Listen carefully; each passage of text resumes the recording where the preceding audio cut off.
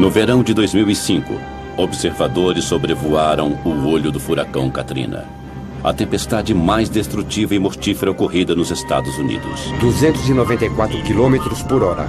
Sob uma parede de nuvens de quase 18 quilômetros de altura, ondas de tempestade, chuva e ventos dizimaram New Orleans e a costa do Golfo. O furacão Katrina foi um sinal do que está por vir? Muitos afirmam que condições climáticas violentas como esta assolarão o planeta com muito mais frequência no futuro.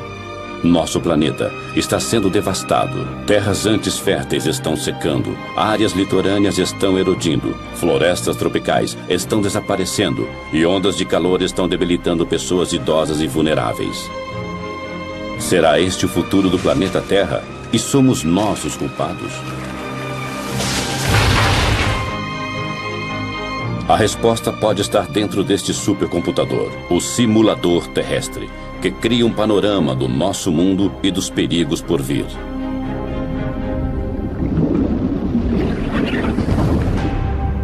Terra 2100, a Terra em 100 anos. Começa a surgir um mundo onde o aumento das temperaturas cria uma série de problemas. Tempestades violentas, poluição e inundações litorâneas. De acordo com a análise dos cientistas, mais problemas estão por vir. Em 2100, o planeta Terra será um lugar bem diferente, a menos que nós comecemos a proteger nosso futuro.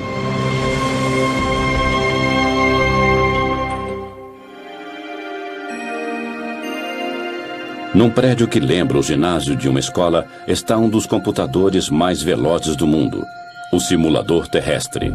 São 5.000 computadores interligados para processar dados na velocidade impressionante de 35 trilhões de cálculos por segundo.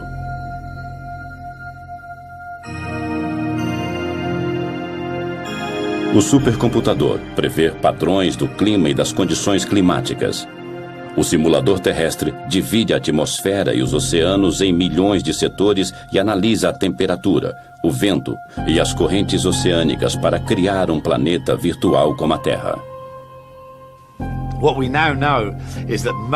Já sabemos que a maior parte do aquecimento ocorrido nos últimos 50 anos foi causado pela atividade humana. Quer dizer, geramos e lançamos gases do efeito estufa na atmosfera da Terra.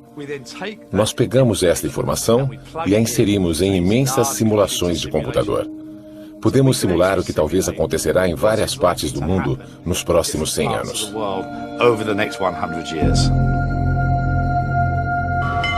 O simulador terrestre previu um desastre natural no litoral do Brasil. Isso demonstrou o poder do supercomputador. Em agosto de 2004, ele previu a passagem do primeiro furacão no litoral brasileiro. Quando a tempestade surgiu, os cientistas ficaram impressionados. Nunca um furacão tinha sido visto tão ao sul, 2.880 quilômetros abaixo do Equador. Fiquei surpreso. Na realidade, posso usar esse termo. Não temos experiência sobre isso. É um fenômeno que acontece nos trópicos, né? Então, realmente, nós estranhamos muito o que estava acontecendo. No Centro de Voos Espaciais Goddard, os cientistas também rastreiam formações climáticas anormais. Nós duvidamos no começo, mas com o passar das horas ficou evidente. Aquilo era mesmo um furacão. Todas as provas que vimos de vários satélites nos 2 dias seguintes indicaram de forma cada vez mais convincente. Um furacão categoria F1 ia atingir o litoral do Brasil. Nunca um furacão havia surgido tão ao sul. As simulações mostram que estamos criando condições que às vezes provocarão furacões em locais onde eles nunca surgiram. O furacão, também chamado de ciclone e tufão, forma-se geralmente numa área em torno do Equador e se desloca para latitudes mais altas. Não havia registro de furacões ao sul do Atlântico. Além disso, essa área de baixa pressão formou-se não nos trópicos, mas numa zona temperada. A tempestade foi batizada de Furacão Catarina. Ela matou 11 pessoas e destruiu e danificou milhares de casas. As famílias ainda relembram as vítimas do primeiro furacão do país.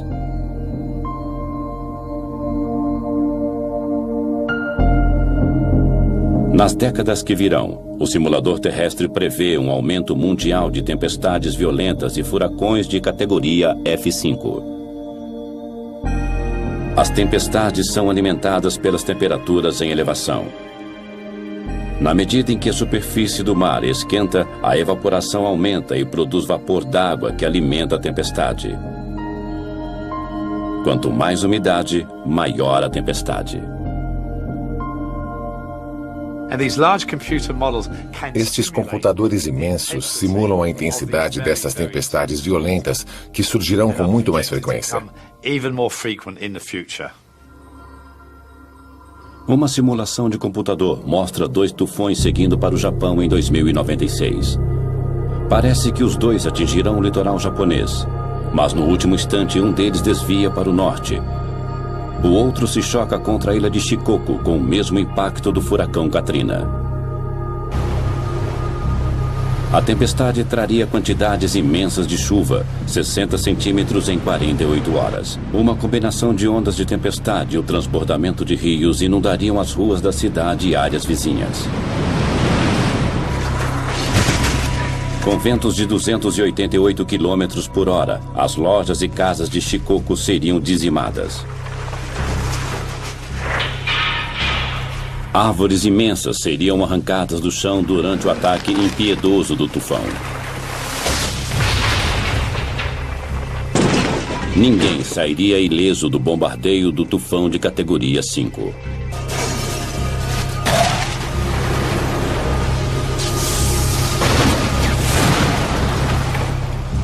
As fiações elétricas seriam derrubadas e a maior parte da cidade ficaria na escuridão, comprometendo os resgates. O tufão de Shikoku foi uma amostra apavorante do futuro numa simulação de computador. Mas a violência do furacão Katrina, que devastou New Orleans e a região do Golfo, foi verdadeira.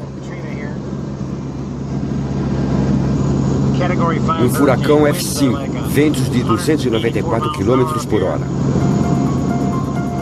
Sob nuvens de tempestade, ventos violentos golpearam o Golfo do México, enquanto Katrina lançava ondas gigantes no litoral.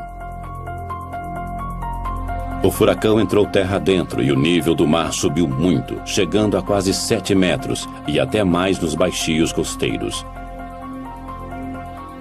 Na costa, as ondas imensas eram incontroláveis. New Orleans foi devastada, assim como a costa do Golfo.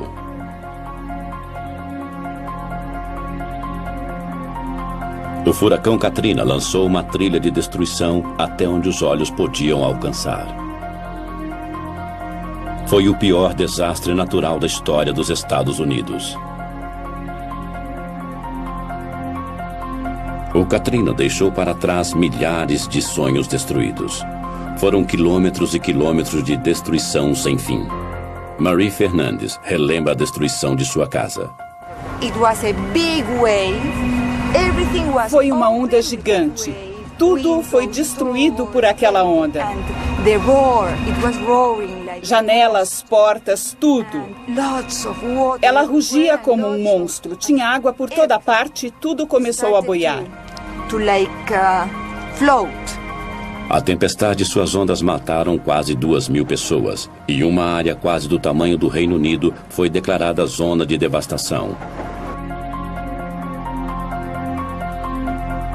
Para crianças e adultos, foi um teste de fé. Temos que começar de novo. É difícil, mas pelo menos acabou. A destruição foi mais grave em Biloxi, Mississippi. Os destroços retorcidos são testemunhas do poder devastador do Katrina. Fotos aéreas de uma ponte mostram o antes e o depois do furacão. As ondas destruíram casas a quase 2 quilômetros de distância da costa. Quando voltou ao local, Beth Matter ficou desolada. Você trabalha a vida toda e acha que está tranquilo, aposentado, mas ver o vento levar tudo.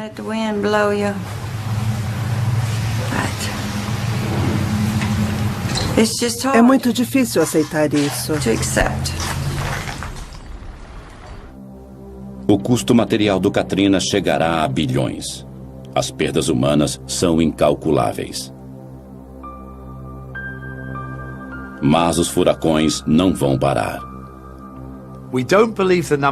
Não acreditamos que a quantidade de furacões vai mudar, mas a intensidade sim. O que era para ser um de categoria F4 pode ser um categoria F5. As simulações mostram que, com o aquecimento da Terra, a superfície dos oceanos também esquenta e, por isso, veremos tempestades bem mais fortes, e estes computadores imensos simulam a intensidade destas tempestades violentas. Se um desses arrasadores furacões de categoria 4 ou 5 atingir uma grande cidade dos Estados Unidos, podemos esperar muita destruição. Talvez o que vimos em New Orleans possa ser visto até em lugares como Nova York.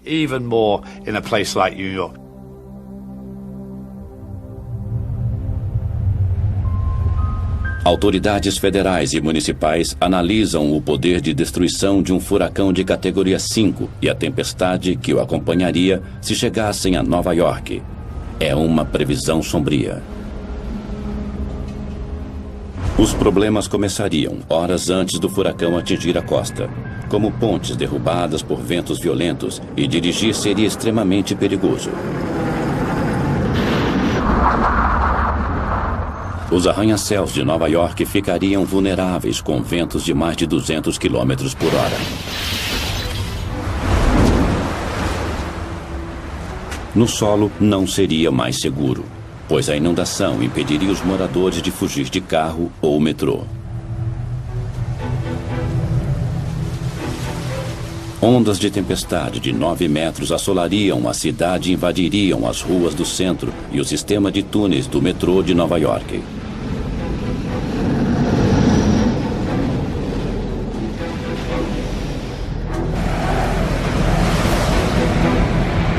As ondas inundariam o túnel Holland, uma rota importante para sair da cidade.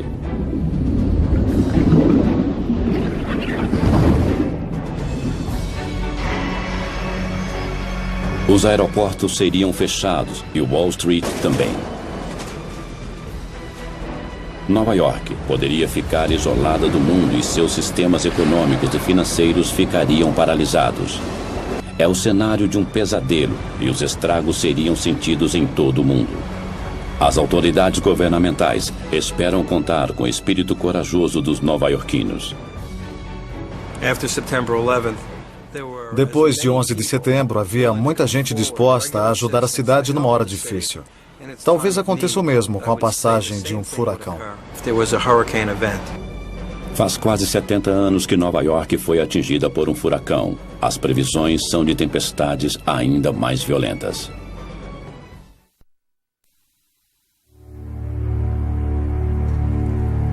As ondas de calor são outro problema letal do aquecimento global.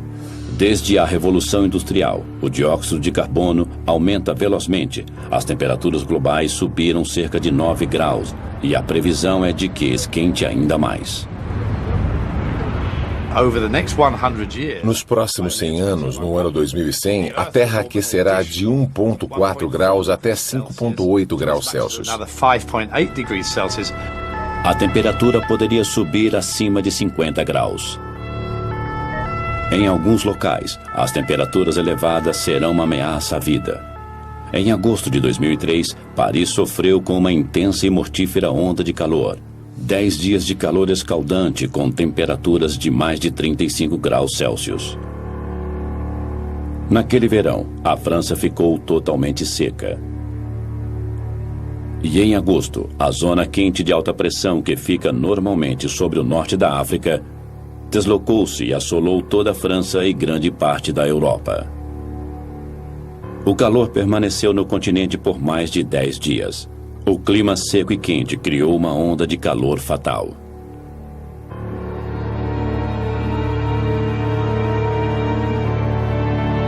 Os serviços de emergência ficaram sobrecarregados e não conseguiam atender o aumento repentino de pacientes idosos e desidratados.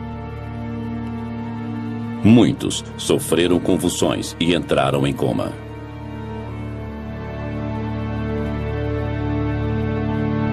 Surchargé, étouffé, j'imagine. O hospital ficou sobrecarregado. A pressão era inacreditável, não sabíamos contra o que estávamos lutando. Os pacientes morriam sem parar. Era um campo de batalha. Quando o corpo desidrata, ele deixa de suar e a temperatura corporal aumenta rapidamente. As células cerebrais e cardíacas são destruídas e isso pode causar a morte. A falta de ar-condicionado era um problema grave. A temperatura não subia apenas durante o dia, subia à noite também. E se você não tivesse ar-condicionado, o corpo não conseguia esfriar à noite. Por isso, muitas pessoas morreram.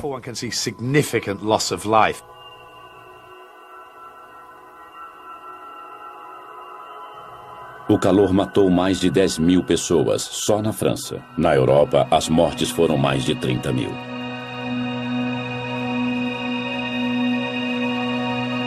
O simulador terrestre prevê um aumento global nas mortes causadas pelo calor nas décadas futuras. As zonas vermelhas mostram as áreas de maior risco. Na Europa, regiões frias serão atingidas por temperaturas fatais. A previsão mostra que temperaturas mortíferas podem também atingir China, Japão e o resto do leste da Ásia. O Dr. Larry Kalkstein, da Universidade de Delaware, usa as informações do supercomputador para calcular mudanças futuras nas mortes urbanas devido a ondas de calor. Em Tóquio, as mortes podem aumentar 2,5 vezes em 50 anos.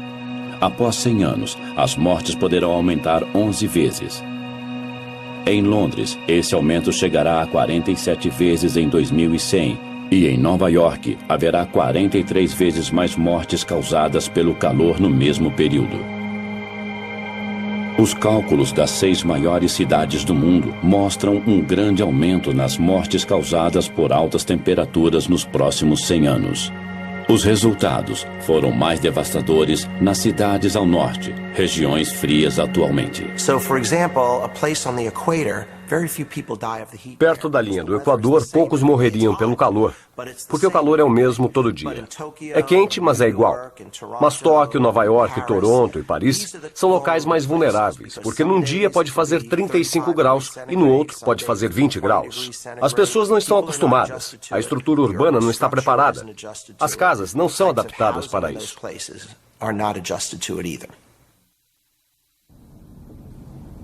Nos Estados Unidos, as autoridades lutam para enfrentar as temperaturas mortíferas. Na costa leste, a Filadélfia foi assolada pelo calor em 2005. Com as previsões de mais de 100 mortes causadas pelo calor, a prefeitura criou medidas de emergência e alertou sobre a onda de calor.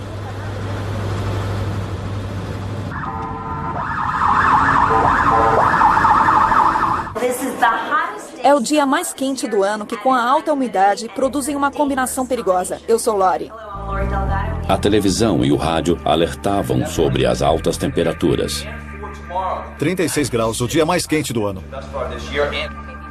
O Departamento de Saúde Pública da Filadélfia criou uma linha exclusiva para orientar as pessoas a sobreviverem ao calor. É pagar a conta ou comprar um ar-condicionado. As janelas estão abertas? Não tem nenhuma janela aberta? Beba muita água. Se tiver algum problema, ligue de novo. Mandaremos uma enfermeira. 700 voluntários do Departamento de Saúde patrulharam a cidade. Eles visitavam cidadãos idosos e outros em risco para checar seu estado. Está quente, mas eu estou bem. Olá, como você está? Estou passando roupa. O ar-condicionado está ligado? Está. Ótimo. Eu vim saber se você está bem. Falo com você depois. O esforço valeu a pena. 12 pessoas morreram, embora as autoridades tivessem previsto mais de 100 mortes. Os esforços da cidade de Filadélfia salvaram vidas. Mas as grandes cidades não são as únicas a enfrentar o calor devastador. As temperaturas elevadas destroem plantações, pastos e florestas tropicais. As mudanças climáticas estão afetando a vida e o plantio em muitas partes do mundo. Uma viagem até a China mostra como as mudanças climáticas estão afetando regiões da Ásia. Esta área era uma planície verde, mas o superpastoreio está transformando a paisagem num deserto e os cientistas estão alarmados porque o aquecimento global está acelerando o processo.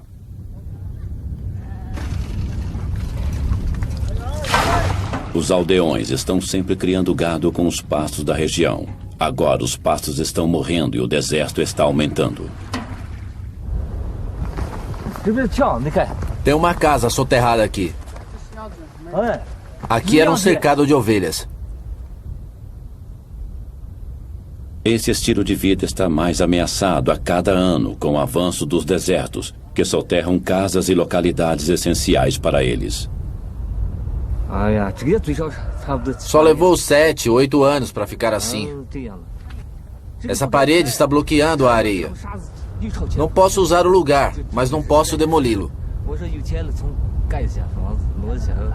A combinação do mau uso da terra e de um mundo cada vez mais seco e quente são um desastre para os moradores daqui. As perdas aumentam. A terra fica mais árida, fica infértil. As pessoas saem do campo para as cidades que já estão com problemas de superpopulação. Não são só os pastos que estão morrendo. Do outro lado do mundo, as florestas tropicais brasileiras estão desaparecendo. A água e a vegetação interagem para formar o ecossistema rico da floresta amazônica. Atravessando a floresta está o maior rio do mundo em volume de água, o Rio Amazonas. Em agosto e outubro de 2005, houve uma estação de seca recorde e o mundo viu uma amostra de como o Rio Amazonas pode ficar daqui a 100 anos. Este curso d'água poderoso que atinge quase 10 quilômetros de largura em alguns trechos literalmente secou. O verde claro é grama. Ela cresceu no leito exposto do rio.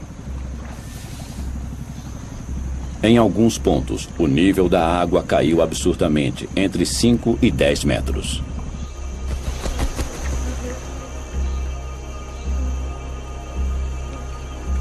Os peixes mortos flutuavam. Quando o nível da água desceu, a água restante não continha oxigênio suficiente para manter os peixes vivos.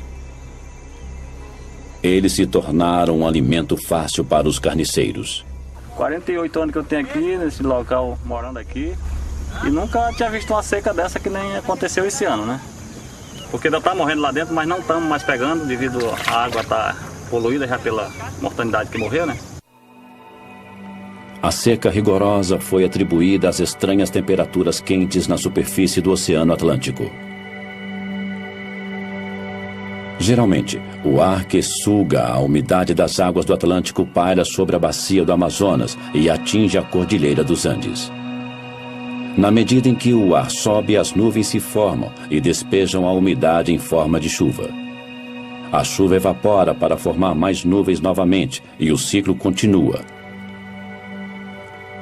Mas em 2005, as altas temperaturas da superfície do oceano aqueceram o ar, criando uma corrente de ar ascendente sobre o Atlântico. A corrente de ar ascendente formou nuvens no local. Elas caíram em forma de chuva sobre o oceano. O ar seco se espalhou. O resultado: o Rio Amazonas ficou coberto por uma corrente de ar seco descendente. Isso quebrou o ciclo e impediu a queda da chuva. O simulador terrestre prevê que, com o aquecimento da Terra, as águas dos oceanos da América do Sul ficarão ainda mais quentes. A corrente de ar descendente de 2005 poderia se reproduzir sem parar, levando à aridez. A bacia do Amazonas secaria. Que efeito isso teria sobre a floresta tropical amazônica?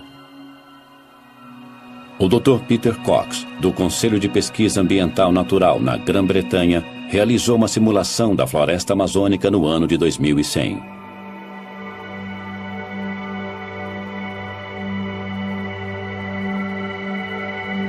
O resultado foi chocante. A simulação mostra as mudanças nas florestas, numa área que inclui a floresta tropical amazônica. Na segunda metade deste século, a terra secará e desertos surgirão. As florestas começarão a desaparecer a partir da foz do rio Amazonas. Em 2100, 2/3 da floresta terão sido destruídos. No lugar da floresta, haverá um deserto vasto maior que a Península Árabe.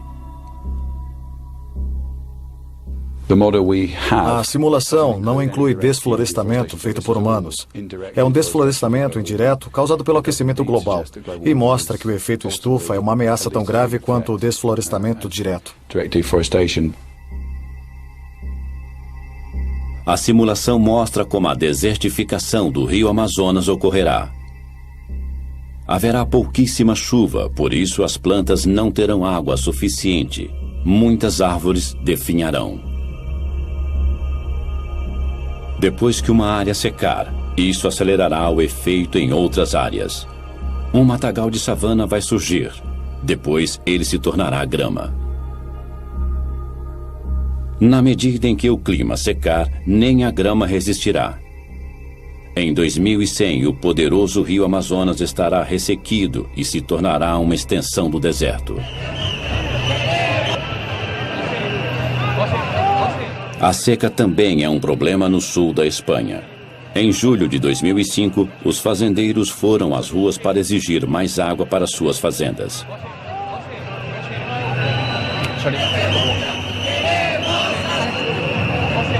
A queda de chuva em 2005 na Espanha diminuiu 50% e a capital, Madrid, teve sua menor queda de chuva em 145 anos.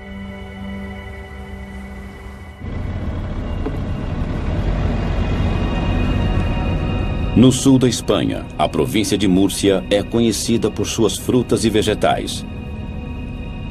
À primeira vista, este pomar de pêssegos parece verde.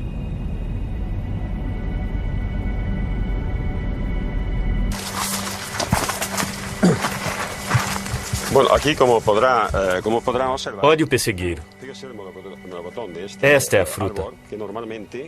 Elas eram deste tamanho. O tamanho diminuiu. É porque não tem água.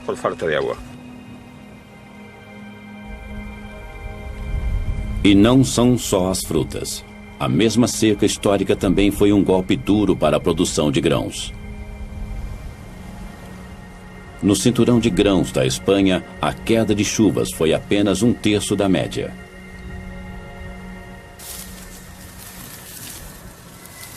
A família de Tomás Lourenço tem plantado há gerações. E o trigo sempre foi um alimento importante nos 90 hectares da fazenda. Lourenço conhece os sinais de uma boa plantação. Normalmente, pode 90 centímetros, 1,20 m. Tem 1 metro. Geralmente é desta altura. Você tem que afastá-los para andar. Para poder andar. Senão, assim, isto nada. Estou ruinoso. É terrível. Isto é a espiga. Não tem grãos dentro. Olhe, totalmente vazio. Nada. Isto não... Nada.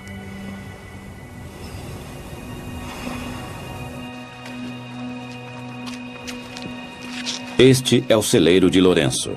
Antes ele ficava cheio de grãos até o teto. Este ano, a colheita foi menos de 5% do padrão normal. As perdas chegaram a $70 mil. Se a seca continuar, está acabado para os fazendeiros. Não podemos suportar isso. Não poderíamos suportá-lo.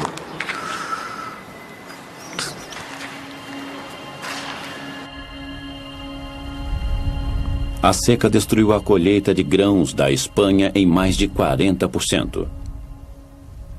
O governo teve que apelar à União Europeia para uma ajuda de 8 milhões de toneladas de grãos. O que acontecerá com o clima da Espanha no futuro? O simulador terrestre prevê que em 100 anos as chuvas na Espanha diminuirão 10%. As temperaturas continuarão a subir e o solo se tornará cada vez mais seco. É provável que secas como a de 2005 ocorram sempre.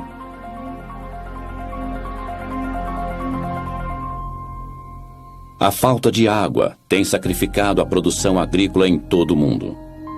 Esta projeção, feita pelo simulador terrestre, mostra a produção de alimentos no futuro.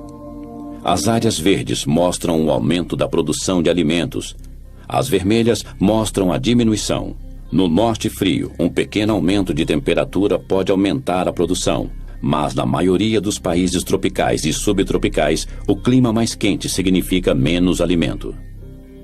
O Mediterrâneo, a África e o sudeste da Ásia padecerão seriamente. Mas a maior perda de colheitas será nos Estados Unidos e na América Central. Em alguns locais, a produção cairá para menos da metade. No mundo, 54 milhões de pessoas entrarão para a lista de famintos.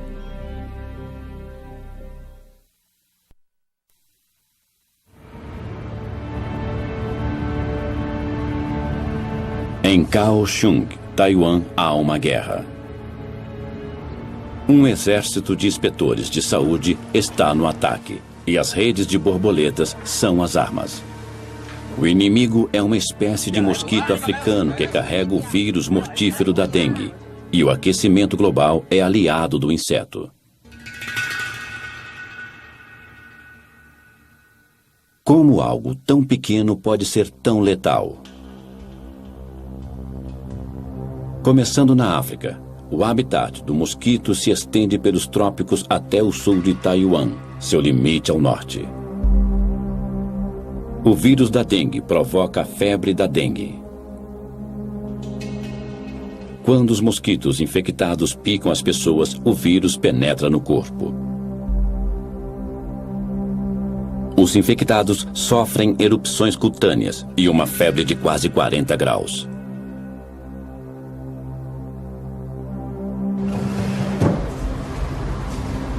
Yao Shaochen, morador de Kaohsiung, perdeu a esposa com a febre da dengue em 2002.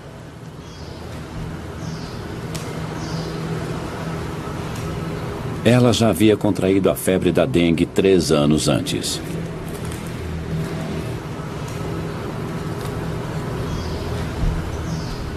E morreu ao contrair a doença pela segunda vez. A minha mulher teve a febre antes, mas não foi grave. Nunca pensei que ela morreria na segunda vez. O vírus da dengue chega a Taiwan vindo dos mares todo ano. Mas quando a temperatura cai abaixo de 20 graus, o mosquito que carrega o vírus e todas suas larvas morrem.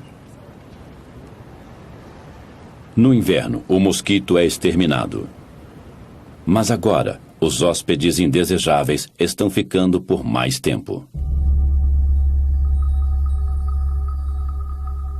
Historicamente, as temperaturas de inverno em Taiwan caem abaixo dos 20 graus e têm eliminado o vírus. Mas desde 1997, as temperaturas têm permanecido acima deste limite crucial. E o mosquito e o vírus letal que ele carrega sobrevivem o ano todo. As larvas do mosquito que carrega o vírus da dengue conseguiram sobreviver ao inverno de 2001 e 2002, causando uma epidemia.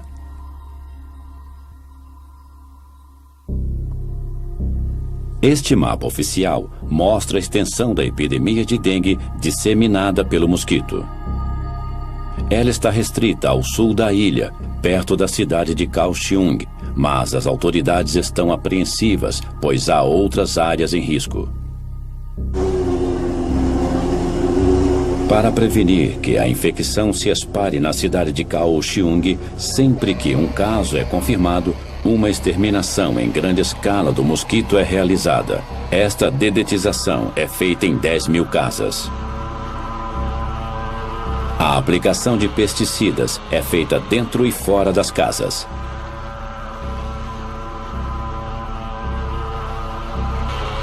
A dedetização é um trabalho difícil, mas ela tem evitado a repetição da epidemia de 2002. Mas as autoridades de Taiwan temem que a febre da dengue possa um dia se espalhar por toda a ilha de Taiwan.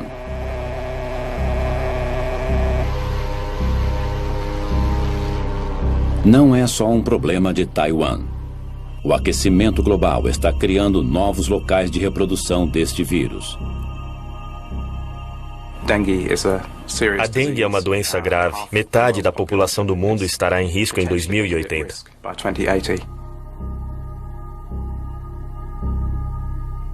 Se o clima continuar esquentando, veremos mosquitos transmissores de doenças em nosso quintal? Podemos calcular a disseminação da febre da dengue e doenças similares monitorando as mudanças de temperaturas no mundo? Aqui, as áreas em vermelho escuro no mapa mostram regiões de alto risco. Em 2080, mais partes da África e Índia estarão em risco, assim como regiões ao sul dos Estados Unidos e Japão. Hoje, 2,5 bilhões de pessoas vivem em áreas de risco. Em 2080, o número ultrapassará os 5 bilhões.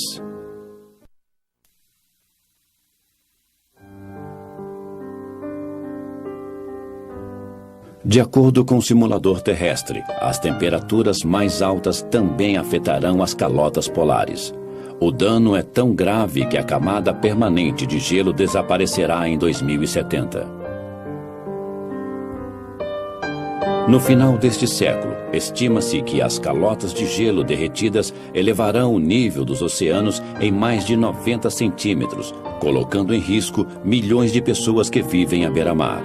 Na ilha de Shishmahev, os moradores já sentem os efeitos do aquecimento global. Localizada no litoral do noroeste do Alasca, esta ilha estreita tem cerca de 5 quilômetros de extensão e apenas 600 moradores. A maioria dos moradores é de indígenas norte-americanos que vivem da caça e pesca. Hoje, eles procuram um novo lugar para viver. Nos últimos anos, o litoral diminuiu drasticamente devido à erosão e muitos moradores perderam suas casas.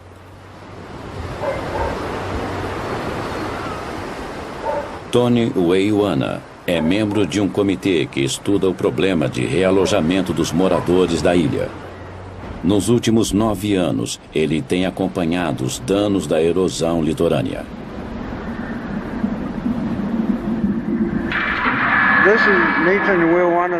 Esta é a casa do Nathan Weiwana, que caiu no mar numa tempestade uns dias atrás. O solo sob a casa foi devastado pelo mar. Depois que o solo congelado é exposto às ondas, a água o vai destruindo e alguns dias depois o solo derrete e a casa desaba.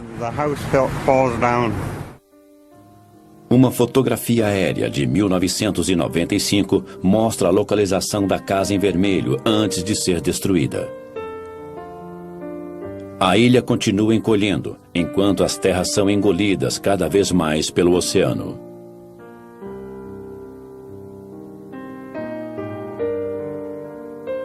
Em apenas uma década, o litoral recuou em quase 60 metros.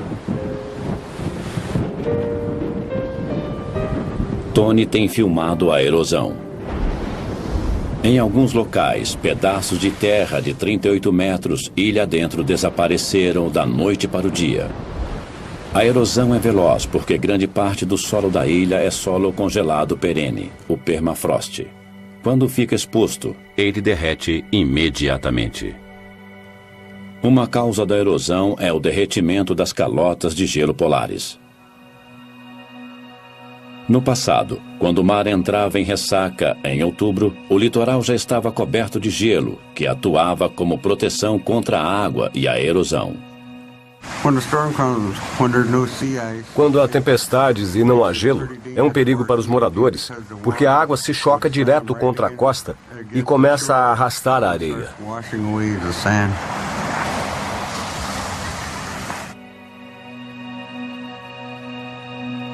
Os satélites e outros tipos de dados mostram que a camada de gelo de outubro diminuiu mais de 480 quilômetros ao norte nos últimos 30 anos.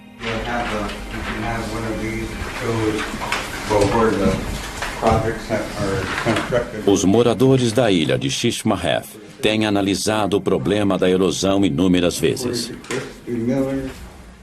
Se a erosão continuar neste ritmo, talvez a ilha se torne inabitável em menos de 20 anos. Eles tomaram uma decisão. Todos mudarão da ilha em 2009.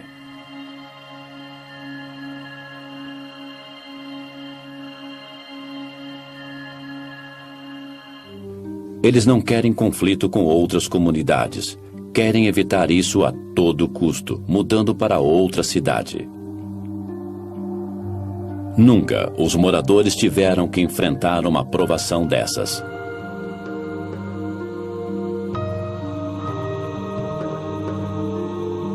Quando Tony e os outros moradores deixarem Shishmaref, um estilo de vida desaparecerá, assim como o único local que eles chamaram de lar. No Alasca, quase 184 aldeias já perderam praias e permafrost, devido às altas temperaturas. Mas isso é só o começo. Há muitas ilhas e litorais que serão engolidos pelo mar. Quase 2.600.000 quilômetros quadrados de terra sumirão com o aumento do nível do mar.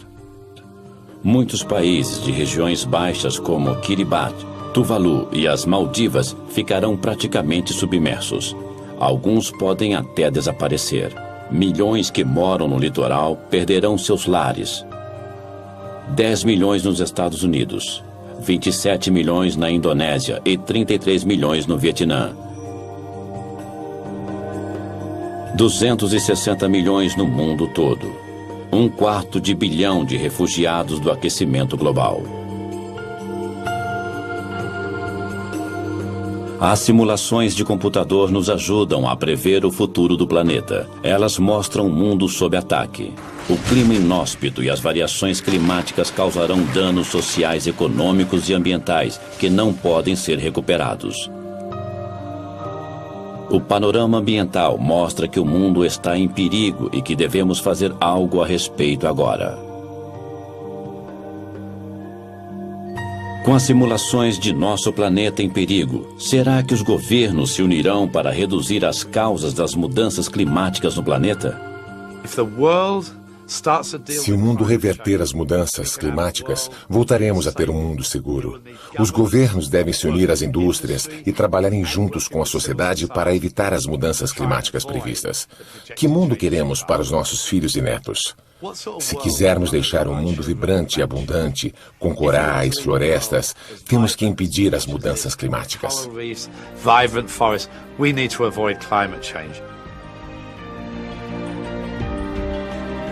A raça humana tem a sabedoria para salvar o mundo? Enquanto o debate continua, as temperaturas continuam subindo, nos levando a um ponto onde não há mais volta.